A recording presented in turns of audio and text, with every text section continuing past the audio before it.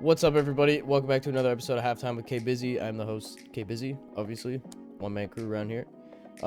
Today we have a very cool guest, and she goes by the name of Ariata, and she is one of the two people that made the Black Lotus skins for Counter-Strike. Very cool, and I'm very happy that I bumped into Ariata on Twitter and found her account, and I'm like, oh shit, that's the person who made the Black Lotus. Moonfighter is a name you can't really leave out of the conversation, as he is the other person that has, contributed to the Black Lotus and brought it to life and, helped get it into Counter-Strike. So today, of course, we're talking about the Black Lotus and the history on how it got created and how Ariata started making Counter-Strike skins, and that story, let me tell you, is unique as hell, and you guys are definitely going to enjoy today's episode. I say that every single week, and I might be biased, but I hope that you enjoy every episode every week. If you guys haven't seen already, the halftime merch is on the store on the Etsy shop, so make sure you go down to the description, click the link, and check it out, and get yourself looking good. I hope you guys enjoyed today's episode. We will catch you on the outro. Show some love to Ariata and Moonfighter in the comments down below. For HLTV's Skin of the Year, Black Lotus M4A1S took spot number 3. So, I mean, this is obviously one of the most highly regarded skins of last year. And I even think in a long time, pretty beautiful skin. So, show them some love in the comments. Feel free to reach out to them on Twitter and, DM them and, show them some love. I'm sure they appreciate it. So they like to hear stuff like that. And they got a lot of stuff they're working on as of right now. So we dive into that in today's episode. But we will catch you on the outro. We will see you then, fellas. Enjoy.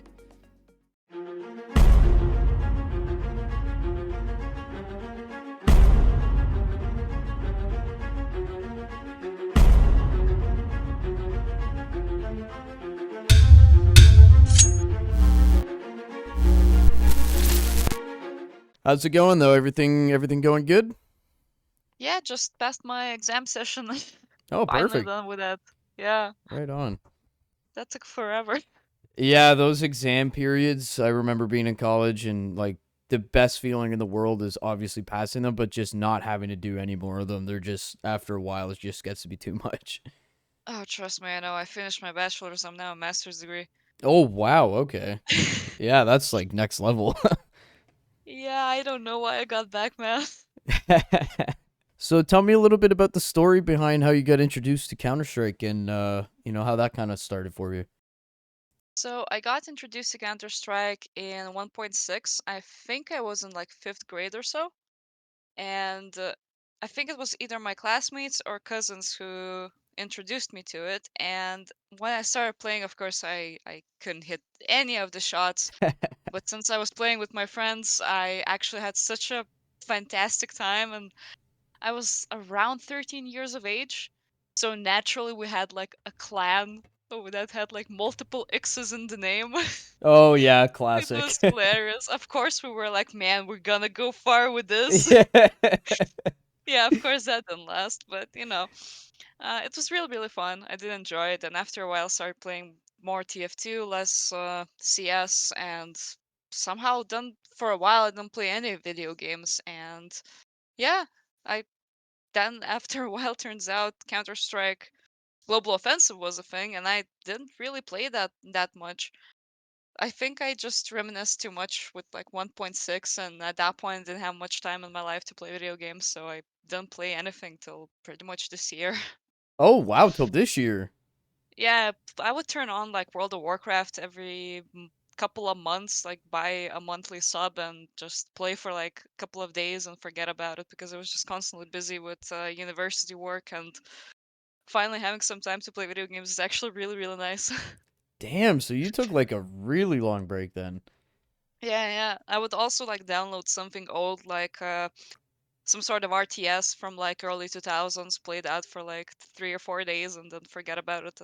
Like I really did not have much time to game. Damn, It's a okay. shame, but hey, I finished university, and finally have some time to play around and actually have fun with things. So hoping to start playing it again at some point.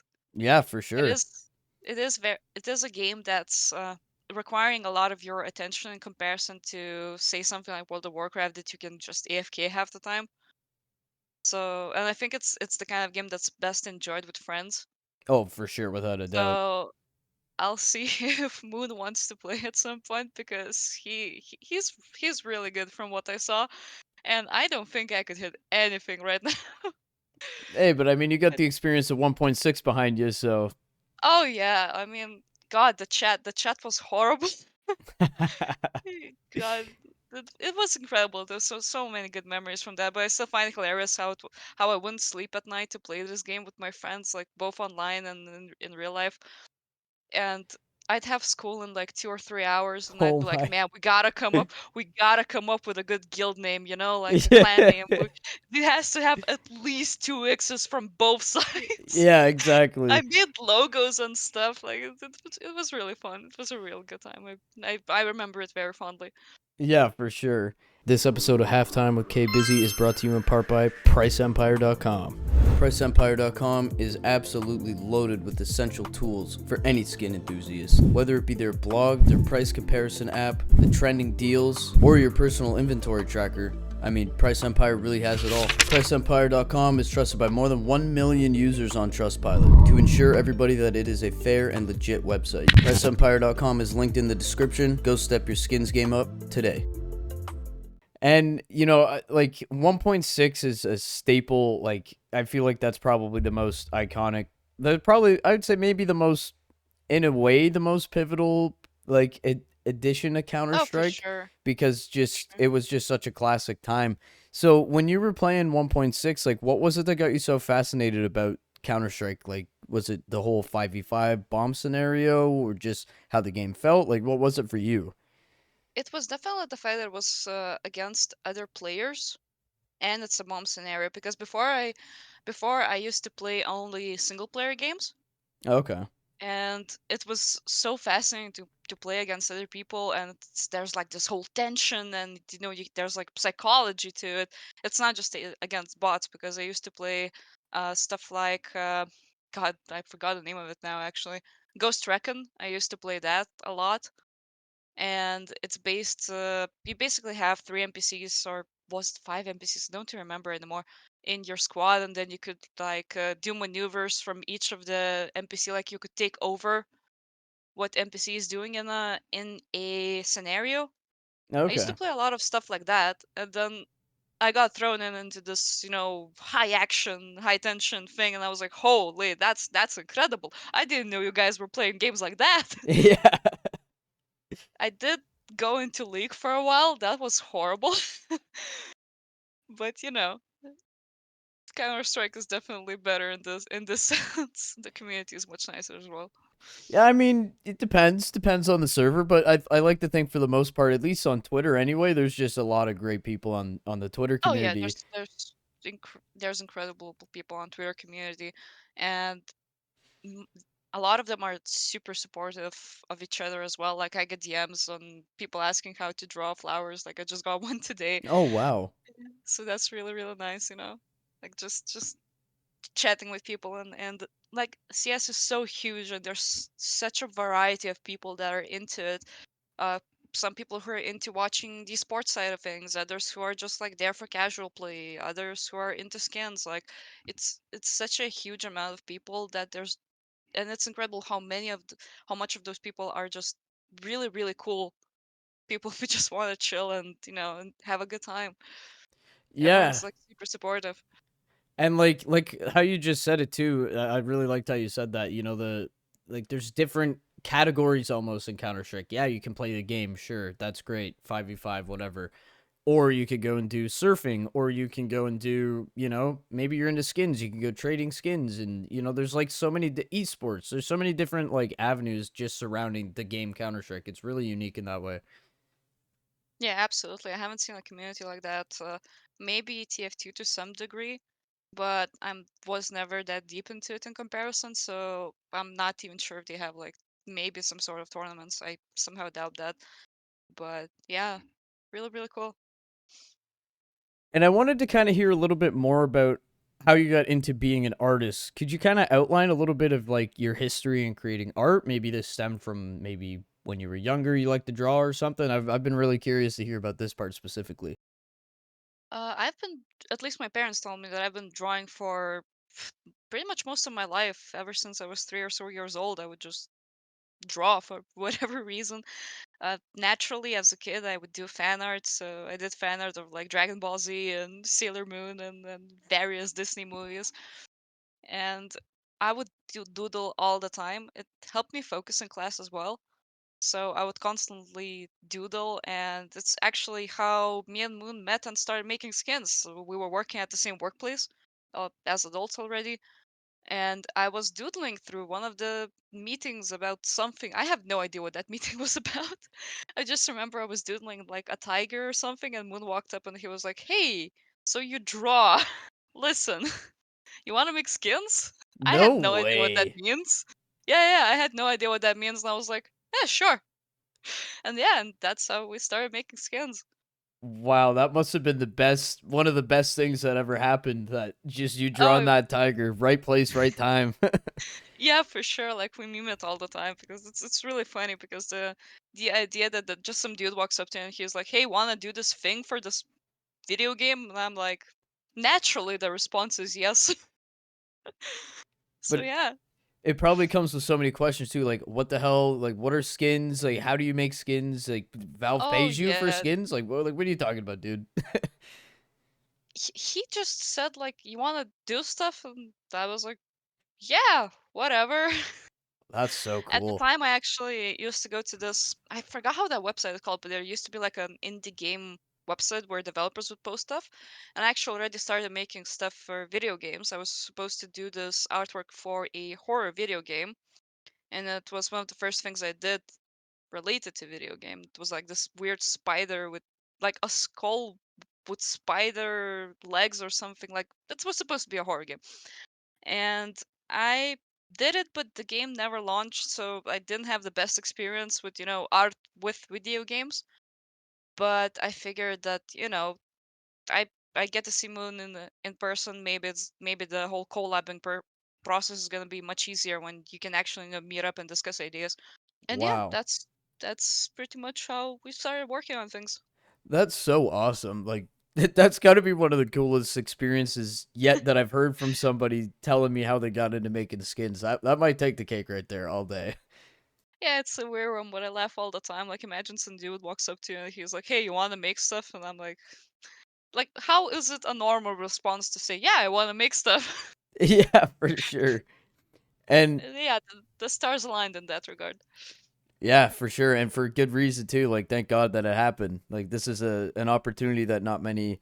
This is what I love about Valve is like they provide so many opportunities for the community that like I don't know what other game developers do what Counter Strike or what Valve does rather in that regard. Like, I don't really think there's a whole lot of options. I honestly don't know a single one because, well, since I couldn't play many video games due to lack of time, I would just, watch Let's Plays and stuff like as a background process. And I haven't heard of a single company that does anything remotely close to what Valve does. Like, it's actually insane, and I'm beyond thankful it's even a thing. And it's really crazy when I try to explain it to someone who's not in the scene. Oh yeah. Like, what do you do? Like, what is this thing that you keep on talking about? Well, I make stuff for a video game. It's on guns. Don't worry about it. Yeah, or explaining it to like a parent or something, and they're Oh just like, God, that "What was the hell are you talking about?" my mom just calls them art contests because it it it, Okay, it, yeah, it kind of makes sense, I suppose. not entirely incorrect. Yeah, sure. So art is something that is really unique because obviously no matter what kind of art you do, whether it's painting, whether it's drawing, whether it's some type of 3D art, any type of art, there isn't really like a limit of what you're capable and what you're not capable of doing. Like anything is really possible depending on who's doing it and the passion that they have for it. Did you have any type of like maybe goals or maybe like something on a bucket list that you wanted to achieve with being an artist when you started, or was this just, something that you do to kill time? It started out as something that I do to kill time for sure, and it was all sort of like a fidgeting thing that I would just, draw because it's satisfying to draw essentially. But I did always want to be fully comfortable with the kind of artwork that I do, which is, I'd say that it's the closest to cell shading category, which is basically, you do hard lines, you do hard shadows, like it's not painterly, if it makes sense. And I always wanted to. be good at that. And I actually finally feel comfortable with that, and all of the lotuses are actually drawn in that style. Because fun fact, well, it was Moon's idea to do a lotus, and when I first started sketching it, I was like, man, I absolutely have to make this, painted and like realistic and stuff because it's like for this game that's like super important. Hmm. And no matter what I tried, and I tried for like a year or so before we made the first lotus, I could not get it to look right. No matter what I did, it looked like absolute crap Oh, so it until was I like just a whole gave. process on trying to perfect Oh how it came yeah, out. oh yeah. And I'm actually now that I look at the first Lotus that we ever did, I'm like, man, there's a huge difference from how it is now and how it was then. Yeah, for But sure. And I was gonna ask you, sorry to cut you off. I wanted yeah, to ask you later on, we'll kind of talk a little bit about, the differences in the USP versus the M4, but I don't know. Well, screw it. I guess we'll talk about it now. What yeah, the hell's sounds up good. with Valve? Why are they not making the USP as beautiful as the Black Lotus? Is that a them problem, or because I saw Moonfighter, he uploaded a tweet showing the USPS on the new model with it all shiny and all pretty like the M4. Like, is this a matter of Valve updating it, or like what's going on? I feel like they're dropping the ball a little bit. I think it's a bit more of a complicated situation. We did actually completely remake it, but we did it as a sort of call it like a fan work in a way. Okay. Because I also like completely redid the artwork as well, and Moon did like all of the textures and stuff. Like it's a lot of work in that sense.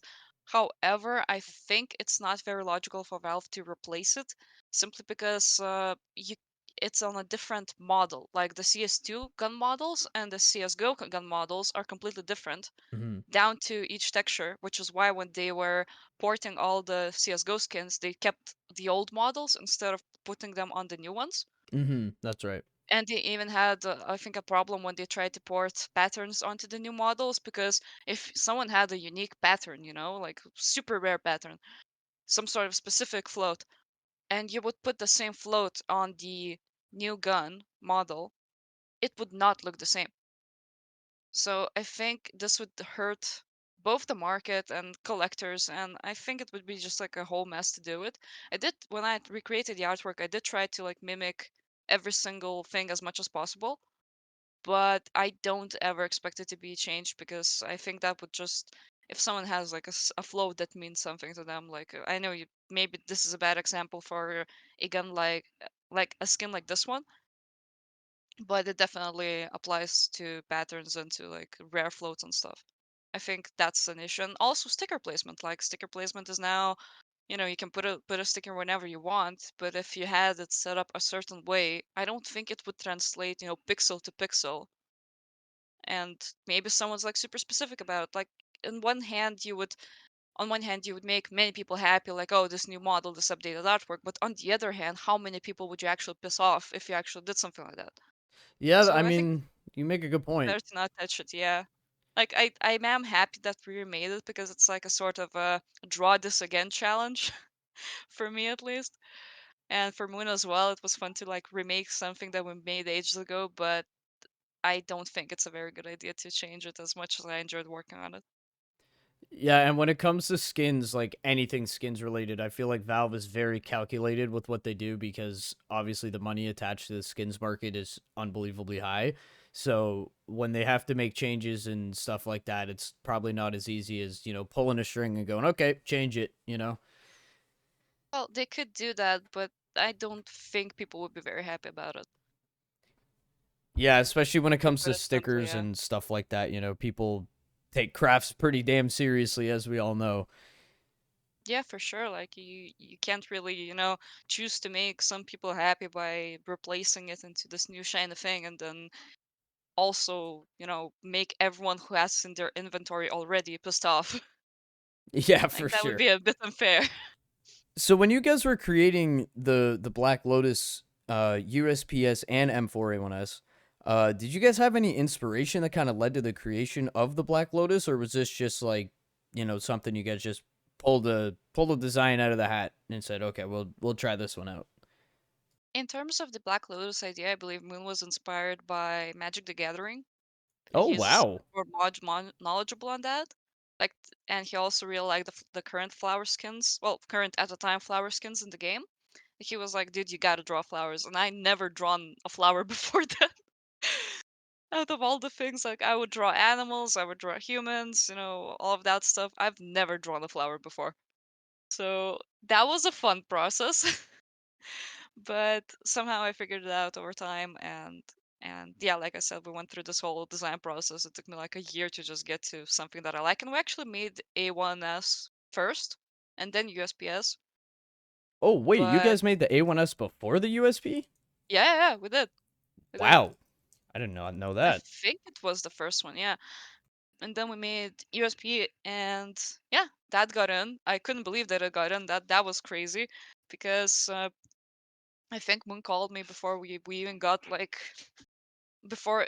I think he already had like a you get essentially an email that something got in. I think he got it first or something, and he called me at like 3 a.m. Dude, we got a skin, and I was like, what? You better not be trolling. I remember I gave him so much shit if he was trolling Oh, me. that'd be a sick joke. That'd be a terrible joke. Yeah, for sure. So yeah, so I'm definitely very happy with how it turned out. I think that was the inspiration, because it's even like in the I think in the USB you can actually, or was it M4? I don't even remember now. One of those has like a Magic the Gathering reference written by devs as well, like in the game. I'd need That's to look up interesting. which one. That amazes me because when you guys like when anyone looks at the Black Lotus, like it's a like a visually appealing skin, but then like to know that there's little tiny little details that people may not know about, like you guys really put some work into this. Oh yeah, like I said, it took a while. Moon absolutely worked his ass off with the textures. Like it's insane how much he pushed himself to improve to make sure it looks the way it looks now, especially on the A1S. Like I remember we would just go on a call and he would show me what he's doing with the textures, and he would just go on about every single pixel the same way I would go about every single line. So we're super happy with how it turned out, to be honest. Like the honestly, the fact that the current engine allows for such detail to be uploaded is really, really satisfying as well. Because while there is some, you upload a skin with artwork on it, the artwork can get a bit compressed. Pixels can show up a little bit where they shouldn't show up due to just how the whole process works. In comparison to CS:GO, it's actually so much nicer to work on skins now. It's actually crazy. Both the checking process of the skins, like just testing them out in game and seeing how much detail you can actually put now in comparison, is insane. I'm so glad they did this whole revamp of the workshop. I'm absolutely enjoying it so much more than before, and I definitely like doing it before. That's the best of So both worlds right there. Valve makes improvements and it helps the skin creators, the map creators, and I'm sure it's probably a little bit more difficult because there's probably new things that you have to learn, but the fact that it's there and it's everybody can access it and if you already have history making skins, like I'm sure you'd be able to pick up on stuff pretty quickly. So that's like really really cool stuff. yeah, for sure. And now there's so much more resources than there were before in terms of like how to make skins. Oh yeah. Centauri is doing a whole book on CS2 skin making. He did one for CSGO as well, and I actually have it, and that book is the sole reason why I understand how to make pattern skins.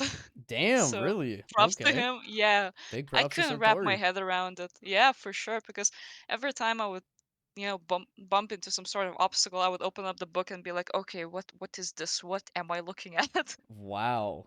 So yeah, I highly recommend for anyone who's even remotely considering skin making to just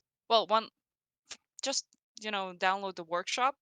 It's in the menu settings. You need to actually enable it and then download it, and then when you launch the game, it will ask you if you want to go to workshop or do you want to play the game.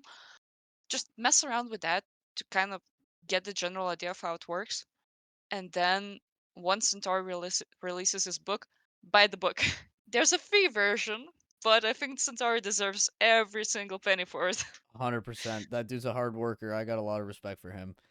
For sure. Like I can't wait for the deluxe edition. I need that. I need that good stuff. Yeah, for sure. So you can tell me a little bit about your opinion on this too, but I think the star that shines the brightest out of the Black Lotus duo is obviously the M4, and that's not to slight the USP at all. I just think with how the M4 looks, like the shine to it, and just everything about it is just the standout one for me. Since its release in Counter Strike's first case of last year, the Kilowatt case, it just stood out so much in regards to how pretty it looks and the vibrance and everything. And of course, you guys just got nominated as number 3 for the HLTV Awards Best Skins of the Year, which is huge. Like, I'm sure you guys were thrilled to see that. Oh, Um, I did not expect that at all. I saw that, I couldn't believe it. like, how Like crazy. I feel so humbled by the fact that it even happened because what the hell, you know? Like it's insane. I couldn't believe it. And then when I saw its first nomination of its kind as well, like they never did skin related nominations before, I think. And seeing that, like, I was watching the stream the whole time. I was so anxious during the entire stream just to see, like, if the Lotus is mentioned, if it's, if anyone even voted for it. And then I Yeah. saw it actually got the third place. I could not believe it. I was super, super happy. Moon was also absolutely insanely happy. It was crazy. Amazing. And I had to ask too, what's it been like for you guys to see all the feedback from your artwork and seeing so many people making awesome crafts using these in matchmaking games all the time? Because especially when the Kilowatt case first dropped, like everybody was head over heels about the Black Lotus M4. Honestly, I couldn't believe it because to me, I was drawing the same lotus flower. I can definitely see that the artwork, like the way that textures improved for Moon, the artwork improved for me as well over time because it's not the first year where we're making these skins, and I was pretty happy with the skin, and I hope that community might like it a little bit. It's a skin I made. I would like them to like it, but the actually insane levels of positivity towards it blew me away. Like I did not expect that at all, and I'm super happy.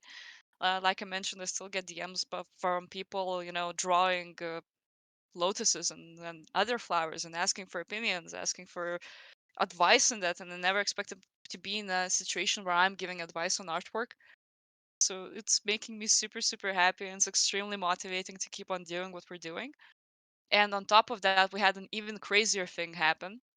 I think last year in March or so, we got a dude actually tattoo a Black Lotus tattoo on his arm. Oh, And that was wow. insane. I always, as a kid, I was like, man, I like artwork. Maybe I should be a tattoo artist, but that didn't really work out because I figured that I don't really enjoy that way of making artwork. Like I'm more of a digital person myself. Okay. And then I saw, essential extension of my artwork o- on someone's arm, and I was like, what am I looking at? Ain't no way. That's I was so so, so crazy. happy. Yeah, both me and Moon like retweeted. Sorry, I'm mumbling from how excited I got You're all talking about good. this. You're all good. Yeah, so we got super excited seeing it. We retweeted it everywhere. It was insane. They basically did like the main flower and some vines on their forearm, like the inner part of it. And the tattoo is pretty big. It's not like it's not like a centimeter on centimeter little dot. It's like a whole ass tattoo. Oh, yeah. So that was crazy. I was so happy I showed it to everyone, and people couldn't believe it either. Like my parents were also super excited to see it. They were like, "Damn, people really like your artwork," and I'm like, "Yeah, apparently." I think it's safe to say that you traveled down the right path with your artwork. Somehow, yeah, that tiger sketch is carrying me far. Unbelievable. Like, seriously amazing. I give you guys so much props. Thank you. I mean, Moon has been making skins for forever as well. I have no idea. I think it's closing in on like 10 years. Oh, And wow. Okay. he's been in this for a while, and he's done such a good job. Like I absolutely love his Trigger Discipline collection. I keep on telling him to make an MP9, and I think he finally made it. So I really, really hope that Trigger Discipline gets continued as well because I feel like the dude really deserves it. Like he makes really quality stuff. Like we just made White Lotus collection actually, like as a Yeah. continuation to yeah, and the textures that he managed to put on is so good. Like I started learning how to texture guns myself, so maybe it's a bit easier for me to see how much work that is. Because if you just put artwork on a gun flatly, put it that way. It's gonna look like crap no matter how good the artwork is because there's nothing to it.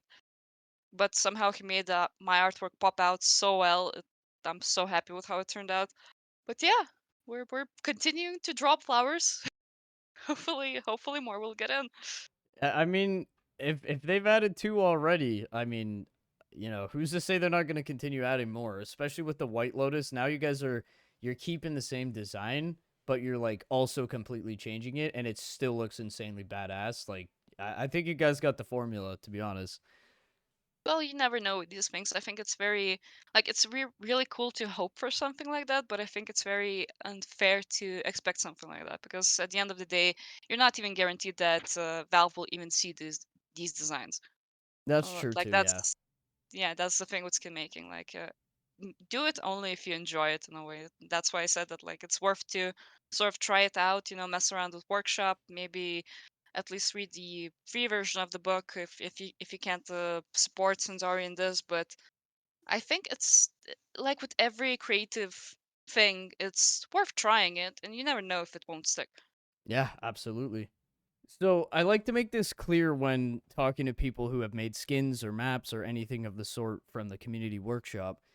I'm not asking how much money the submission made you, but I wanted to know kind of like how the opportunity that Valve gives people, like how it kind of changed your life or like impacted your life in any way. Like, was this able to put you through school with no loans or no debts or something like that? School here is actually free, so that's great. What? Yeah, if you study well, it's actually free. However, it did actually allow me to go and try and get my master's degree Oh, because nice. I don't think I'd be able to put as much time to it as I'm able to do now. Studies are definitely not easier than bachelor's degree, and I always wanted to have a master's degree, so hopefully I'll manage to deliver in this sense. But I don't think I would be able to if I just didn't have all the extra time that I can afford to have due to this opportunity. And I'm extremely thankful because I actually get to pursue, both my essentially hobby with artwork and both in the way my hobby for studies that I'm into. So I couldn't be more thankful, but I really, really hope that people don't get into this thinking that it's gonna change their life completely because it's not how it works. You're never guaranteed to even have an accept. You never know what it's gonna be like. Make stuff because you want to make stuff Yes, and absolutely. because you enjoy it and no other reason. Never expect anything.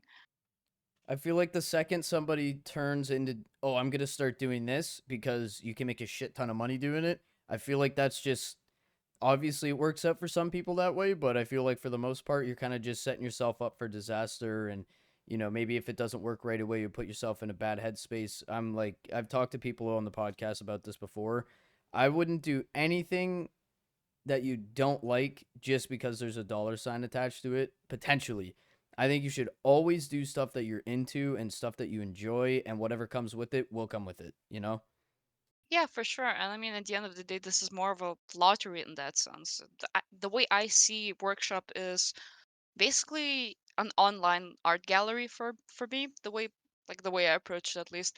I make stuff and I upload stuff, and other people look at it and they either enjoy it or they don't. And that's the biggest appeal to me, the whole community aspect of it. Because, oh, sorry, my cat's on the keyboard. You're all good. Yeah, he's a big one. Oh, yeah, you're typing Yeah, I now. have a. Yeah, I was typing. Well, he was typing. He really wanted to type something. So, God, where was I? Um, yeah. So basically, the way I approach it is essentially like art gallery attitude, and I think haven't really seen many people who went into it with like, oh, I'm gonna make a bunch of cash and actually succeeded due to the simple fact that you can't make stuff good if you don't enjoy making it. The first skin you ever make is gonna be the biggest dog, you know, Yeah, yeah. that that that you've ever made, and that applies to almost anyone unless you already have like a strong 3D background or a 2D background, and even then it might not translate super accurately. So just just have fun with it. I mean, I actually got a friend of mine to start making skins with me as well. Like she draws as well, and if she enjoys it, the skin looks great. But if she just tries to make something super fast, then we're not even gonna upload it because she doesn't enjoy it. I don't enjoy it. What's the point of putting it out to the public? For sure. We have like both me and Moon. We have scrapped so many things. Oh, really? You have no idea. Oh, for sure. I mean, I made like, if you count patterns, uh, I made like around 160 or so CS2 skins. What? Well, with patterns. So patterns are every single gun you have to upload individually, but like the whole upload process and adjusting the pattern to not look crap on the gun is still the same. That's But crazy. I scrapped probably another 100 easily, No just because way. I would make something and I'm like, no, this looks like ass. And I I feel like actually had maybe I'm sorry? Yeah, and I actually had a few where I just uploaded stuff and I looked at it, and the next day I'm looking at it and I hate it so much, I just deleted it out of my gallery. I don't recommend doing that, but Do you know, Do you think with being like, I don't know, I think it's kind of fair to say that people who get their skins submitted into Counter Strike, I'd like to think that's a bit professional, like professional artists. But whatever you'd want to call it, if it's not that, do you think that maybe you get in your head a little bit now because now you've maybe set a standard for yourself? Like, okay, this is where the bar is at. I got to go above that, or, I can't go below it. Like, do you kind of get in your head that way when you're making a skin? Like, oh, I got to trash this. It's not like, the Black Lotus or something like that.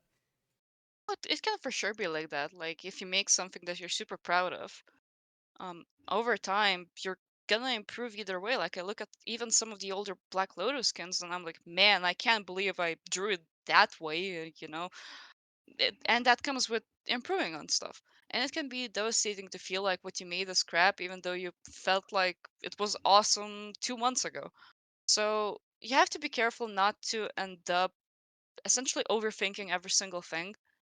If you actually want to upload stuff when you're happy with it, but try not to go back on it and delete it unless you like really, really hate it or something, or you plan on completely updating it. But you can definitely get into a mindset where you're constantly trying to improve and maybe it's just not happening right now because the way at least the way I improve with artwork is I first start noticing mistakes before I can actually translate it into drawing. So it's sort of like your eye improves before your actual drawing skill improves. So you start thinking everything looks like crap before you can actually improve it, and it can be a not great zone to be in. Like I haven't made nearly as much skins this year just because I was also busy with university stuff. But now that I'm going through my gallery, sometimes I'm like, man, I could have made this better. When in reality, at the time, I definitely couldn't. It's Oh, just that wow. So it's a as big you mindset thing. Yeah, for sure, for sure. But that applies to pretty much anything related to creative work. That from what I heard, musicians feel the same. From what I heard, people who make stickers feel the same. Like it's a common problem for us creative people, basically. So that's pretty much all I had for today. Thank you so much for your time. It's really, really cool to hear about you and Moonfighter's story and the whole Black Lotus, saga, I guess if you could call it that. Really, really cool. And I always have a lot of respect for, artists that get their work submitted into the game and, it's obviously not brought to life, but like kind of brought to life, you know what I mean? So huge hats off to you guys, and hopefully you guys get some more submissions in the future. That White Lotus was looking beautiful. I would love to see that enter the game one point. So for the last God, I part, hope so. yeah, it Yeah, would be sorry. great. I wonder if the guy who got the Black Lotus tattoo would get a White Lotus tattoo then, eh? So for the last part of my show, I kind of like to let the guests have the last speech. So if there's anything you'd like to let the listeners know, maybe if there's something that we haven't covered or anything like that, the floor is yours, and feel free to close out the episode. I think we pretty much covered everything that I can think of, but I really do want the final essential message to be that if you like making stuff, and even if you don't feel like you're good at making stuff for now, don't get discouraged. Just try to make things. You never know what's gonna get in. You never know. I mean, don't expect things to work out and things to get in, but at the same time, if you think you might enjoy the process, there's plenty of resources nowadays in comparison to what it was. The upload process is so much easier if you like making things. just make things and try to have a good time and not overthink stuff. Don't get discouraged by, bots. Don't get discouraged by maybe mean comments or something.